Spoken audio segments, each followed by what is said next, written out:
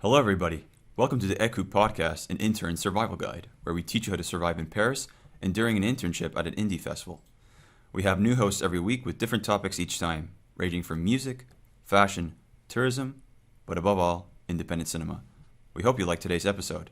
Thanks for joining us, and we'll see you in the next edition of ÉISG's Intern Survival Guide. Warning: this podcast occasionally contains strong language which may be unsuitable for children, unusual humor which may be unsuitable for adults, and lots of LGBTQ plus jokes, which may be unsuitable for assholes. Hello everybody, and welcome to another episode of ÉISG Intern Survival Guide.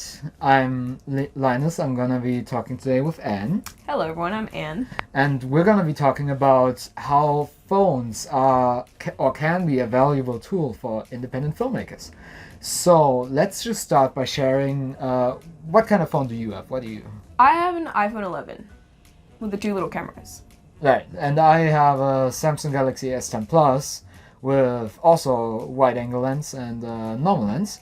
And so Android and iPhone both represented here. And let's start off by what do you find most appealing about like having a phone and having like a camera in your phone to take videos?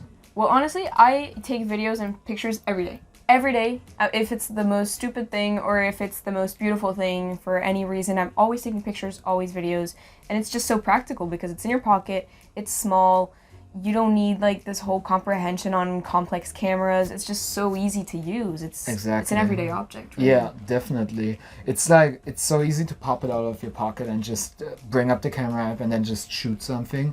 Since also like nowadays the auto mode on these phones is like so good. It can get like immediately into the like whatever lighting situation you have. It can immediately adapt to it. So it's really nice for run and gun scenarios especially. And I would also say, like, if you could shoot something on a phone, like a proper film probably as well. Well, you right? can, and someone did, for the film festival. Exactly, yeah. The film was submitted. Love Confession, amazing film. Watch it if you haven't.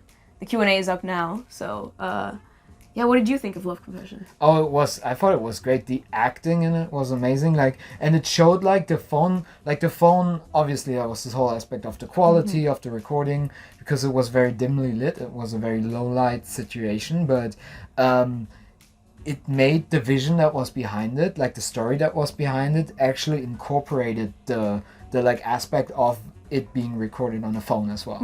Like, I don't want to spoil anything, but it's very well acted and very well put together. So it just goes to show how really it doesn't matter if it was a phone or a camera. It's how you choose to englobe your story, how you choose to pass on the message that you want to give to the audience. Exactly. And really, if it's a phone or a camera, it's just your vision. Yeah. It all comes down to like you just have to shoot stuff, and then the tools you have only dictate how good your work is going to be to a certain degree. Like some people will look down at you for like if you tell them, "Oh, I'm shooting on a phone," but like if you're shooting something that's like has honesty in it and like artistic vision, then you're gonna go far with that as well. I think James Cameron once said like you can just pick up your phone, start shooting something, boom, you're a filmmaker. All you're negotiating now is your salary. So it's like really, it's really encouraging like for people to just be able, literally everybody today can be a filmmaker, right? Right.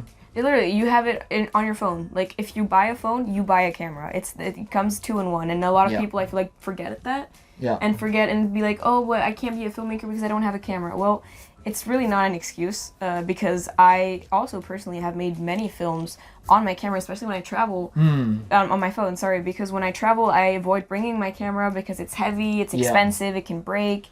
And with your phone, you're in the middle of the beach and you can make your travel video, you edit it on the same phone. Yeah. So you don't even need anything. That's also the thing. The workflow of shooting on phones is also very fast, just because you have it all in one place. You have it directly, like you can download an app, like CapCut or whatever application to just quickly edit it together, and then just like if it's for social media, just put it out there. It's a really great workflow because the files are also like matched to the phone, so it's really quick in handling them as well.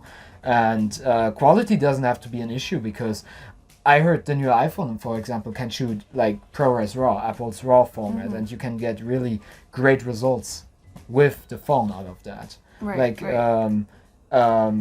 Yeah, for example, like a lot of filmmakers in Hollywood as well have shot on iPhones or on phones, because I don't know if you know about this, like Soderbergh, the guy who made the Ocean's 11 movies. Right. He shot a whole horror movie on like an iPhone 6.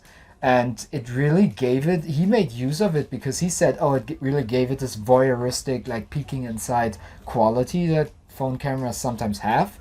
And then he also shot a basketball sports movie on an iPhone in New York City. Completely on iPhone. Yeah, completely Wow. on the iPhone. It's like, it's crazy. He puts it like in all these little, you see like how he utilizes it. He can put it like in all these crazy spots because it's so small and everything like that. So that's But it's really like Sean incredible. Baker that also made a film on Exactly, iPhone yeah. 5S. Yeah, on an 5S? iPhone 5S. 5S. 5S. Like, that was Back in 2020, in 2012, I think, in Right. 2012 or something. So it's like with an iPhone 15 you can make a film. With an iPhone 5S you can make a film. Yeah. All you need is pretty much like what he said. I found this really interesting what he said in an interview. What he had for the phone was a gimbal, so you get smooth footage because the stabilization could sometimes be an issue. But then he also had an anamorphic lens, which is this kind of lens for you technical people, you will know this, but it gives you like this very wide, epic field of view and gives you like this nice horizontal lens flares that you see in, for example, the Transformers movies or like Star Trek and stuff. So it gives like this filmic look.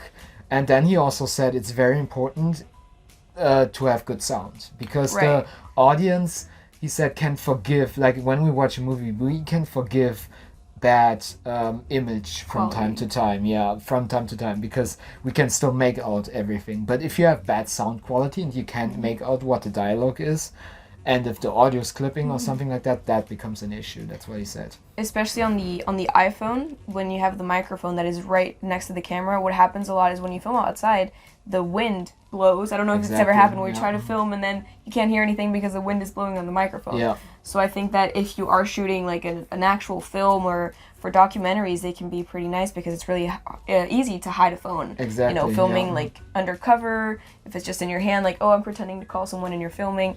I mean, that's another thing, but especially to like just connect the microphone can make like the image is okay, the sound is perfect, you got yourself a film. Yeah, exactly. And it's like sound, especially also, and quality wise, you can do so much in post-production nowadays.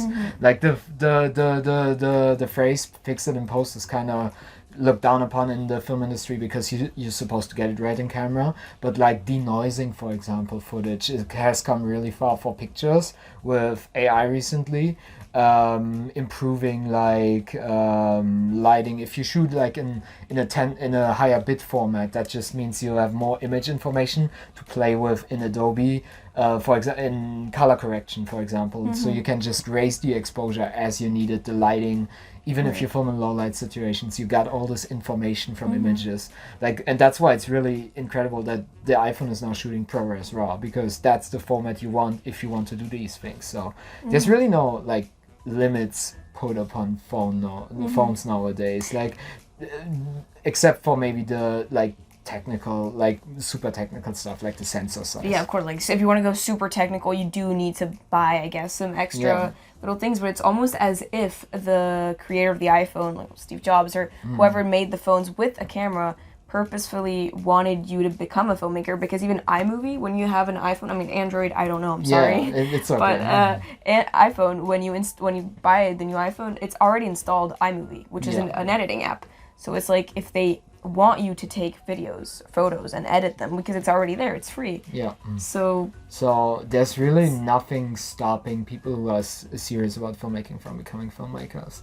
It's also how I thought at first, because I started out, I'm doing freelance video work as well, and I started out shooting on my phone. I had a gimbal to like get the smooth movements and everything, and if content's just going, like mostly the content I did went on social media, so naturally they didn't care that much about image quality. What they did care about is that I could deliver fast, because I was shooting on the phone, the file sizes were small, so they were easy to edit. I could and I could deliver more cost effectively, because that's another thing. Your phone is like it has a camera now, but it's like for all other things as well, and everybody gets a phone. But like a proper camera, you pay extra for the lenses, you pay extra for a stabilizer that's able SD to card. SD cards. SD cards are so expensive You for no always reason. underestimate the SD cards. That's always something. Always forget Like it, too. especially if you shoot on a nice camera, you need an SD card that's really fast. So, and if you need forget the one of all of expensive- these things that you just mentioned, you can't. Yeah, exactly. You can't. If you don't have an SD card, you can't. If you don't have a Yeah. lens, you can't. If you Yeah. don't have a microphone, you can't. Yeah. It's like the phone has it all. And Like, exactly. And with a phone, you just have it, in one package. The only external thing like you could really use, I would recommend for any of you who are serious about it, is get a stabilizer to get the smooth footage and play around with like movements a bit more. And like we said, a microphone for the sound if you like shooting interviews, or maybe just a shotgun mic, like a shotgun mic with a proper like. It's called a dead cat. It's like this little fluffy ball they put on the top of the microphone to like to keep avoid the wind. yeah, exactly. Yeah, right, And, right. It's like to avoid the wind, basically. But coming back on what you said about the phone being when you were a freelancer, Yeah. it's also, I feel like we've become to we've come to a stage in society where cinema has also become very reliant. It has a lot of anyways Yeah. on social media. Yeah. And so if you're going to be a filmmaker, it's also mostly going to go up on social media. Yeah. And so you're going to need this quality that only phones can have. Where it's like, if you're going to be shooting something, you also need it to be available for TikTok, for Instagram. Right. Like, it's sad to say that cinema has come to this point, but it's also where we have to adapt to where technology has taken us. Yeah. So it's also using what everyone else is using, which is a phone, to Yeah. watch videos. So you're going to do videos with your phone to watch Yeah. it on your phone, if that Yeah. makes any sense. Yeah, no, that makes perfect sense. It's also like you can get into like filmmaking principles, like learn the basics without having a proper camera and using a phone. Like even if you want to go into cinema later on, you can use the phone to practice like your rule of thirds, which is the little grid. That's grid that I would recommend everybody to activate on their phones, because it like gives you the basics of composing like images. It's like this these two lines that go over the screen horizontally and vertically, and on this you can like frame your images more nicely, or you could just figure out what aperture is, how to use aperture properly, how to use shutter speed to achieve like different effects in your videos as well, because shutter speed is also like an important aspect. You could figure out what ISO is, and all these principles are basically the same in bigger cameras. So the learning experience is also like what makes phones appealing, because everybody could just also read up on what are these values and then play around with them on their phone, and then when they get to the bigger camera, they already like have them down. They have the basis. Yeah. So yeah, it's really just like if you have something in your hand, or like in your presence. No, in your. Anyways, if you have your phone, Yeah. use it to its maximum potential. Exactly. Don't just use it to go on TikTok and make calls. Use it to do something with it, like to help with what your creativity can bring. Yeah. So Especially when you're on vacation and you just go maybe not vertical all the time, go horizontal format like widescreen, and just capture some nice landscape, capture some details, different shot sizes as well. Play around with the size of the phone, because you can really get close to stuff as well. it's a digital diary. Yeah, exactly. And then you can just take a software like CapCut or something, an editing app for the phone, and just edit together a little holiday film that's gonna play much nicer at like family gatherings, and you're gonna be like you're gonna be a filmmaker basically. Right, yeah. For them in their eyes. Of Because course. people who don't know about this stuff are like, oh, this is such wizardry that you're doing right there, but it's not that complicated. Because at the end of the day, a good film is a film that makes you feel something. If it's sad, if it's happy, if it's anything. And the moment where Yeah. you show your vacation film, or a film that you did with your phone where you just filmed maybe a picnic or anything, and you show it and everyone's just so happy, it brings back nostalgia. Exactly. That's what makes a good film. It's the emotion that it gives. And so it being a phone is not a barrier, because it's the emotion that comes out of it. Exactly. Yeah, it's like you just put yourself. You always put something of yourself in it when you're making a film. And like what you just mentioned about nostalgia, especially like phone. If you have this kind of phone quality recording, like, oh, I remember this was this party we went to, and everybody pulled out their phones because it was such a nice moment. Started recording. It's then you can only get so far with staging a moment like that, like with a proper camera. As opposed to like just like being in the moment and taking your phone and just capturing the essence. Capturing the essence, like you would normally with your phone, like with your friends and all together. It's right, because if you're in a party and you want to film, you have like wait, I have to take out my tripod. And you take out the tripod, and by the time that you take out the lens, and then the moment's gone. Yeah, the moment's gone. If you just take out your phone, film. Yeah, you got it. Yeah. That's the beautiful part. That's the thing. Life goes by so fast, and then if you're fast with your phone, then you can capture more of the little moments of life to remember them by. Well, really nice conversation we had Very here. Interesting. Yes. Thank I you, hope Linus. you guys took some stuff from it. It's a thing that's really interesting to us personally as well, since we work here at ECHO in the film festival. And like we said, we had a film that was submitted that was shot on a phone completely in one take as well. And if you got a story to tell, don't hesitate to try and get into film festivals and just reach out and let your voice be heard, basically, right? Let it be heard. Let it be seen. Right. Okay, everybody. Thank you so much for tuning in, and stay tuned for more ECHO, and we'll see you in the next episode. Bye bye.